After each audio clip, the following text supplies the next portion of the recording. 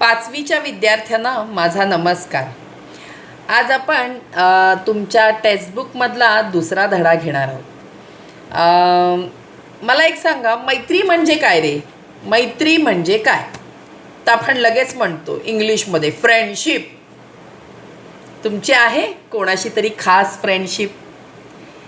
तर प्रत्येकाला एक खास मित्र किंवा मैत्रीण असते, जिच्याबरोबर आपण सर्व काही शेअर करतो, खातो, खेळतो, मजा करतो, अभ्यास करतो.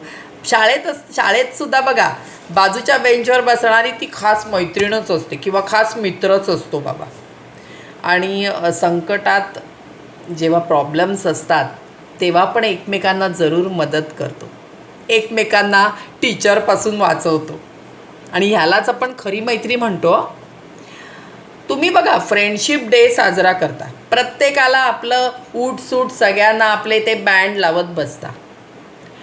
पण मनापासून काही जणांना आपल्याला बँड लावायची इच्छा होते बघा. तर ती मैत्री, ती निर्मळ मैत्री, ती छान मैत्री, जिच्याबरोबर आपण असं वाटतं की आपल्याला हीच पाहिजे, हीच मैत्रीण म्हणून पाहिजे किंवा हाच मित्र म्हणून पाहिजे, त्याच्याबरोबर गप्पा मारायच्या, मजा करायची असं वाटतं. ही खरी मैत्री.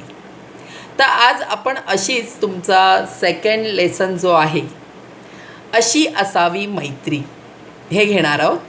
तर चला तर आपण सुरू करूया. बघूया कोणाची ती खास मैत्रीण आहे किंवा मित्र आहे, आणि ती मैत्री कशी आहे ते आपण बघायचं आहे. धड्याला सुरुवात करते. रमेश व सुरेश चांगले मित्र होते. मित्र म्हणजे फ्रेंड्स. ते दोघेही विद्यानिकेतन शाळेत 8वीत शिकत होते. रमेश श्रीमंत घरातील मुलगा होता. रमेश मोठ्या बंगल्यात राहत असे. त्याचे वडील फार मोठे व्यापारी होते. आता रमेश जो आहे तो बहुत अमीर था वो लड़का, और उसके जो पापा थे वो एक मोठे व्यापारी म्हणजे काय, बिझनेसमॅन तसे होते. पण सुरेश हा गरीब मुलगा होता. आता एक श्रीमंत आणि एक गरीब मीन्स पुअर. त्याचे वडील कारकून होते. कारकून म्हणजे क्लार्क होते. तो एका चाळीत राहत असे. चॉल जैसे होती है, छोटा सा घर रहता है. और जो रमेश है वो बड़े घर में रहता था, बंगलो में रहता था. सुरेशची आई मोलमजुरी करून त्याला शिकवत असे. मोलमजुरी करणे म्हणजे धुणी भांडी करणे किंवा कुठेतरी आणखीन काम करत राहणे, त्याला आपण मोलमजुरी म्हणतो. दोघेही मित्र उत्तम क्रिकेटपटूही होते. क्रिकेटपटू म्हणजे दोघांनाही क्रिकेट खेळण्याची आवड होती. दोन्ही मित्रांना. त्यांची नावं काय काय आहेत? रमेश आणि सुरेश. सुरेश शाळेच्या संघाचा कर्णधार होता. संघ म्हणजे टीम, क्रिकेटची टीम असते की नाही, तर त्याचा तो कर्णधार होता, कॅप्टन म्हणतात. कोण होता? सुरेश. त्यांच्या शाळेचा संघ या 2 खेळाडूंमुळे सतत 2 वर्षापासून सामने जिंकत होता. म्हणजे रमेश आणि सुरेशमुळे जी शाळेची टीम होती वो हमेशा जीतती थी, उन दोनों के वजह से. रमेशला मात्र नेहमी एक गोष्ट खटकत असे. मतलब उसको ना हमेशा एक चीज़ बुरी लगती थी. किसको? रमेश को. जो अमीर था वो लड़का, उसको. ती म्हणजे संघाच्या कर्णधार पदाची. कर्णधार पद म्हणजे कॅप्टनशिप. त्याला वाईट वाटत. असं वाईट वाटतं म्हणजे खटकायचं की मुझे नहीं मिल रहा है कॅप्टनशिप, असं त्याला वाटायचं. त्याला नेहमी आपण कर्णधार व्हावे असे वाटत असे. त्याला नेहमी हमेशा उसको लगता था कि मैं बनना चाहता हूँ, मुझे बनना है, ऐसे करके कॅप्टन. पण सुरेशसारखा खेळाडू असताना ते शक्य नव्हते. कारण मला असं वाटतं आहे की ह्याच्यानुसार जो सुरेश होता तो खेळामध्ये जास्तीत जास्त चांगला होता, त्यामुळे त्याला कर्णधार केलं होतं.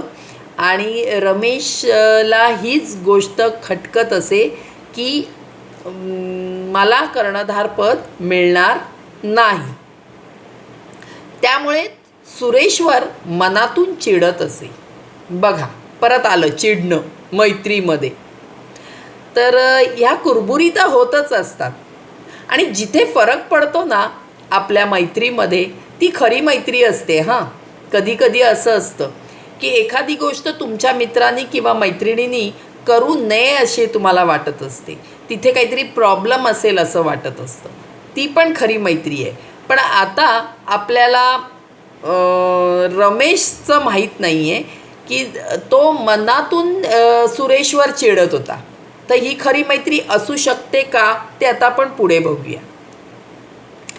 आता नेक्स्ट, यावर्षी पुन्हा क्रिकेट स्पर्धेची तयारी सुरू झाली. स्पर्धा होती, कॉम्पिटिशन होती. तो ऑब्वियस है कि प्रैक्टिस तो होनी ही है. तो प्रैक्टिस स्टार्ट हो गई. तेव्हा सुरेशच कर्णधार होणार हे ठरवूनच गेले होते. पण त्याला कर्णधार पदाचा अजिबात लोभ नव्हता, हाव नव्हती. उसको बिल्कुल भी नहीं बनना था.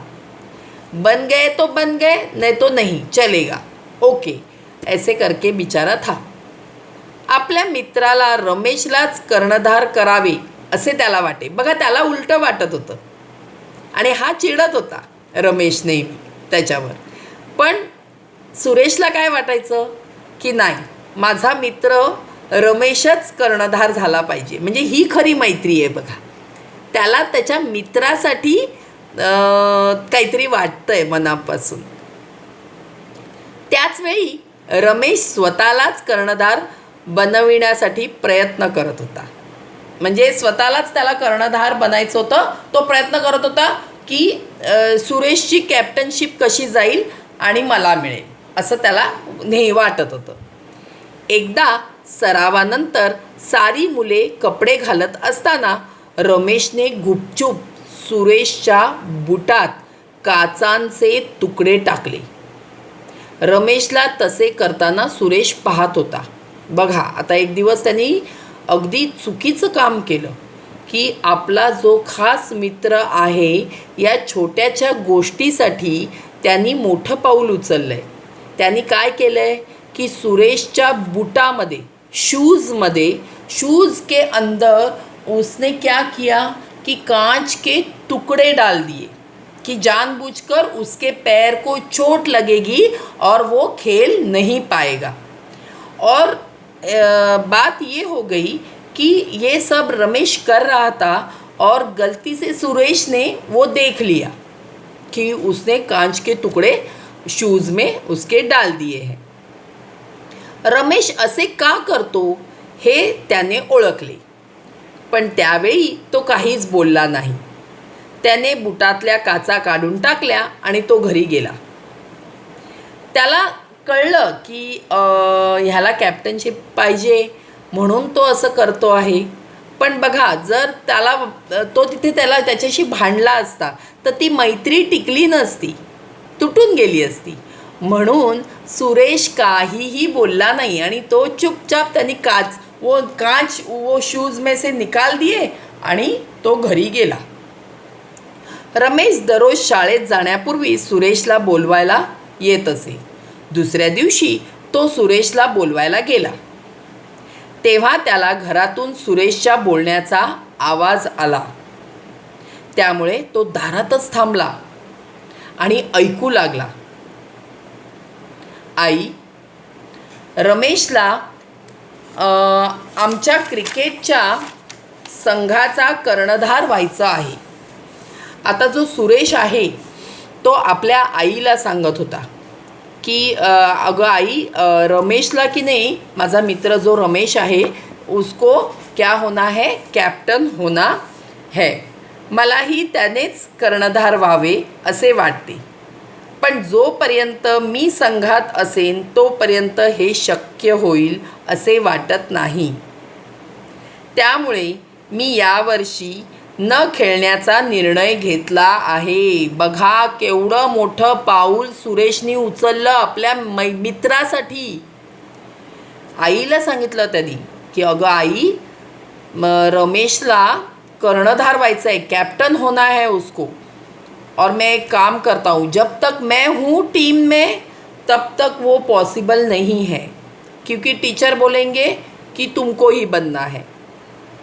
मग मी एक काम करतो, मैं क्या करता हूँ कि इस बार मना करता हूँ कि मुझे खेलना ही नहीं है। त्यांनी सोल्युशन दिलं, निर्णय दिला की नाही, मला खेळायचं नाही। यासाठी मी एक युक्ती ठरवली आहे, मैं एक आयडिया करता हूँ। आता मला रमेश शाळेत जाण्यासाठी बोलवायला आला की तू त्याला मी आजारी आहे आणि यावर्षी क्रिकेट खेळू शकणार नाही असे सांग। म्हणजे त्यांनी आईला सांगितलेलं आहे, उसने माँ को बोला, सुरेश ने, कि एक आइडिया मैं करता हूँ, अगर जब तक मैं हूँ टीम में तब तक तो वो कर्णधार होगा नहीं, अगर मैं टीम से हट गया तो वो होगा। इसके लिए वो उसने एक डिसीजन लिया, निर्णय घेतला त्यांनी, ताबड़तोब निर्णय घेऊन टाकला कि मैं अभी क्या करता हूँ कि तुम जैसे ही वो आता है मुझे बुलाने के लिए, कौन, रमेश, वैसे ही उसको बोलना है कि मैं बुखार में तप रहा हूँ या मैं इल हूँ, मुझे अच्छा नहीं लग रहा है, मी आजारी आहे आणि तो मी खेळणारच नाही आहे असं तू सांगून टाक। आपल्या मुलाच्या तोंडून मित्राविषयी त्यागाच्या गोष्टी ऐकून आईला खूप आनंद झाला। त्याग म्हणजे काय, सॅक्रिफाईस, इंग्लिशमध्ये आपण सॅक्रिफाईस म्हणतो। तर तो जो त्याग होता तो कोणी केला आहे, तर तो सुरेश करायला जातोय। कोणासाठी, की जो मित्र त्याला या टीममधून कर्णधारपदी नकोय तो त्याला, कोणाला, रमेशला, आणि हाच तो मित्र त्याच्यासाठी काय करतोय, त्याग करतोय, सॅक्रिफाईस करतोय।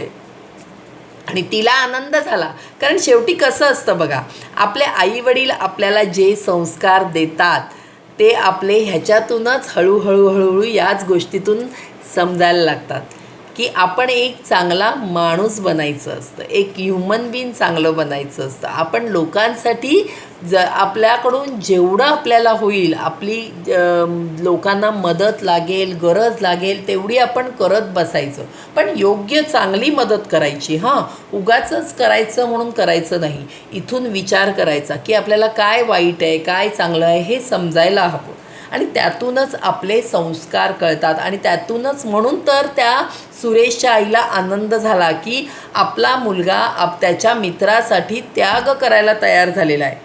ती आनंदाने म्हणाली, तू आपल्या मित्रासाठी एवढं काही करत असताना मी तुला का अडवू, तू चटकन कॉटवर झोप, कारण तो येण्याची वेळ झाली आहे। आईनी पण त्याला साथ दिली की ठीक आहे, मी तुला साथ देते, तू काळजी करू नकोस। त्याचे बोलणे ऐकून रमेशचे डोळे पाणावले। आता रमेश जो बाहेर उभा होता त्यांचं बोलणं ऐकत, तर त्याच्या डोळ्यातून अश्रू व्हायला लागले, रडायला लागला तो आत गेला आणि पश्चातापाच्या सुरात म्हणाला, पश्चाताप म्हणजे गिल्टी वाटायला लागलं त्याला की आपण काय वागतोय आपल्या मित्राशी आणि तो काय वागतोय आपल्याशी, तो किती चांगलं वागतोय आणि मी किती वाईट वागतोय त्याच्याशी। तो आतमध्ये गेला आणि त्याला एकदम गिल्टी वाटलं आणि तो बोलायला लागला, मी सारे काही ऐकले आहे मित्रा सुरेश, मी तुझ्याशी नेहमीच वाईट वागत आलो, तरीही तू आपल्या मित्रासाठी एवढा मोठा त्याग करत आहेस, एवढा मोठा सॅक्रिफाईस करत आहेस, मला माफ कर, मुझे माफ कर दो, मी चुकीच्या मार्गाने जात होतो। चुकीचा मार्ग म्हणजे काय, चुकीचा एक चांगला मार्ग असतो, एक वाईट मार्ग असतो, दो वे होते, हमें तय करना है कौन से मार्ग से जाना है। तर त्या रमेशला रियलाइज़ झालं कि मैं मार्ग मैंने तय किया है तो वो मेरा गलत मार्ग था। तर जात होतो आणि एका जिवलग मित्रालाही ओळखू शकलो नव्हतो। जिवलग मीन्स सच्चा दोस्त। तो ये सब होने के बाद उसको एहसास हुआ कि ये मेरा सच्चा दोस्त है और मैं उसके साथ बुरा करने जा रहा था, तर त्याला मी ओळखू शकलो नव्हतो। तू माझे डोळे उघडलेस, आता मला कर्णधार पद नको, मला आपली मैत्री हवी आहे, मुझे फ्रेंडशिप चाहिए, फ्रेंडशिप के अलावा मुझे कुछ नहीं चाहिए. दरवर्षीप्रमाणे याही वर्षी सामने त्यांच्याच संघाने जिंकले. यावर्षी पण त्यांनीच जिंकले दोघांनी, आणि ते दोघे मेन होते त्या संघामध्ये. तर त्यांनी खेळात केलेल्या उत्कृष्ट म्हणजे बेस्ट कामगिरीबद्दल, कामगिरी म्हणजे परफॉर्मन्स, रमेशला मॅन ऑफ द मॅच मिळालं. बघा, त्यामध्ये त्या टीममध्ये कर्णधारपद मिळालं नाही, त्याला नकोच होतं, त्याला त्याची फ्रेंडशिप हवी होती. कोणाची फ्रेंडशिप? सुरेशची फ्रेंडशिप त्याला हवी होती. आणि हा पुरस्कार मिळाला, त्याला प्राईज मिळालं. कोणाला? रमेशला. आणि सुरेशला उत्कृष्ट कर्णधार पुरस्कार मिळाला. कॅप्टनचा कर्णधार पुरस्कार सुरेशला मिळाला आणि रमेशला मॅन ऑफ द मॅच. म्हणजे दोघांनाही प्राइजेस मिळाले आणि त्यांची मैत्री अशी घट्ट झाली. तर ही अशी मैत्री तर ती तुम्हीसुद्धा करा. तुम्ही जेव्हा शाळा सुरू होईल तेव्हा सगळ्यांशी बोलायचं, सगळ्यांशी प्रेमाने वागायचं, कोणाशीही भांडायचं नाही आणि आपली खास मैत्री ही ठेवायचीच. तर अशी असावी मैत्री, ही अशी मैत्री तुम्ही ठेवायची आहे. मी आशा करते तुम्हाला हा लेसन नीट समजला असेल. समजला नसेल तर काळजी करू नका. मी शाळा सुरू झाली की तुम्हाला परत व्यवस्थित समजावून सांगेन. आणि ह्याचे जे डिक्टेशन वर्ड्स आहेत ते मी PDF तुम्हाला पाठवून देणार आहे. 5 टाईम्स तुम्ही ते लिहायचे आहे. तुमच्या नोटबुकमध्ये सुंदर अक्षरात लिहायचे आहे. डेट घाला आणि सुंदर अक्षरात लिहा आणि प्रश्नसुद्धा लिहायचे आहेत. मी प्रश्न पाठवेन. नमस्कार.